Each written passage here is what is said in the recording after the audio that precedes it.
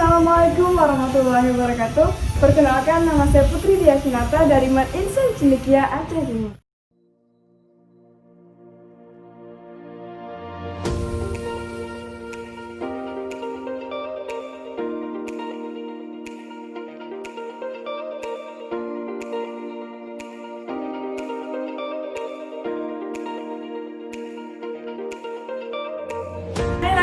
Ya, teman belajar sejarah. Kali ini saya akan membahas sejarah tentang sejarah Putroneng. Perasaan lagi lanjutannya, ikuti terus ya.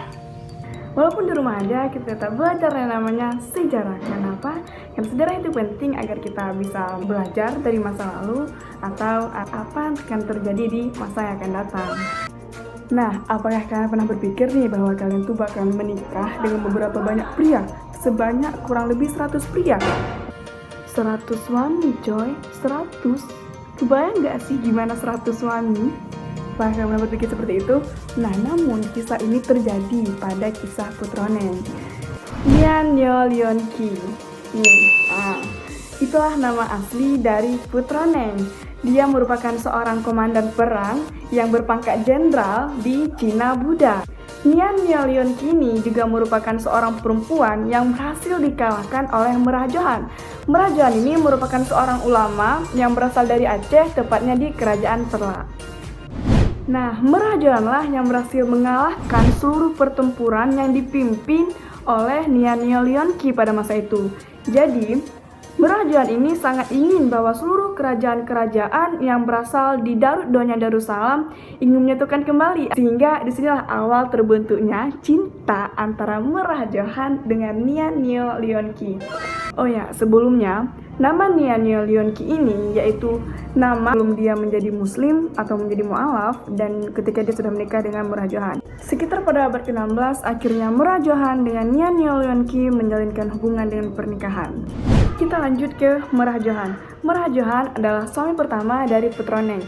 Namun ada satu kejadian yang nahas yang menimpa dari Merah Johan ini sehingga pernikahan mereka berujung di kematian. Namun mungkin kalian bertanya-tanya kan, ada apa sih di tubuh Putroneng ini sehingga Merah Johan ini mengalami langsung kematian pada malam pertama itu? Mohon sebelumnya, gak hanya di Merah Johan yang mengalami kematian pada hal yang sama, namun kejadian ini juga terjadi di suami keduanya, suami ketiga, suami keempat, bahkan di suami ke-98-nya. Mungkin semuanya penasaran nih, ada apa sih di tubuh sosok Putroneng ini sehingga dapat mematikan gak hanya satu pria, namun seluruh pria yang menikahinya.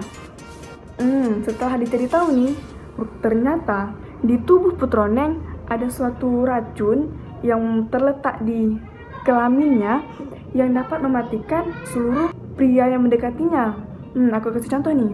Dalam botol ini ada terletak racun yang dapat mematikan, dan di dalam botol ini ditaruh ke dalam kelamin si Putroneng sehingga seluruh pria yang mendekatinya, dan tepatnya selalu terjadi pada malam pertama. Barang siapa mendekati dengan Putroneng tentu bakalan mengalami hal sama, yaitu kematian. Diketahui bahwa racun ini sudah ada semenjak dia masa remaja yang ditaruh oleh neneknya ke dalam kelaminnya.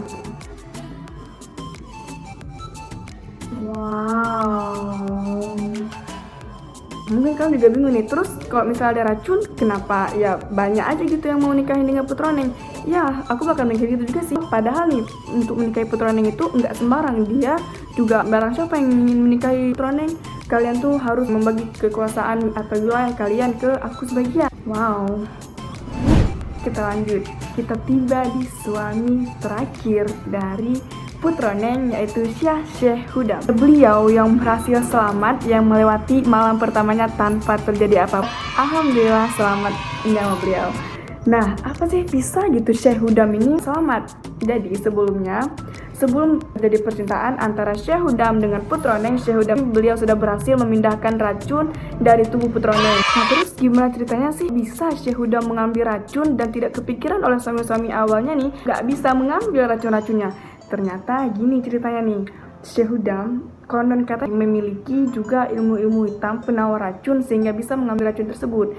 Jadi Syekh Hudam beliau mengambil sebatang bambu panjang, lalu memilah dua bagian, lalu langsung mengambil racun yang ada di dalam tubuh Putroneng, dipindahkan menjadi dua bagian, buang salah satu bagian ke laut, satu bagian bambu lagi dibuang ke gunung, sehingga selamatlah antara Putrane dengan Syahudam menjalani hubungan dengan selamat. Namun ada hal yang sangat menyedihkan dari Putrane semenjak diambil racun oleh suaminya Syahudam. Kecantikan beliau mulai meredup sehingga tiba sampai kematiannya kedua pasangan itu tidak memiliki keturunan apapun. Sungguh sangat menyedihkan, bukan teman? Nah, namun nih menurut budayawan Aceh, kisah kematian 99 suami ini hanya merupakan legenda, meski nama Putrane ini memang benar-benar ada di Aceh, tepatnya di Belang Pulau Loksmawe Aceh.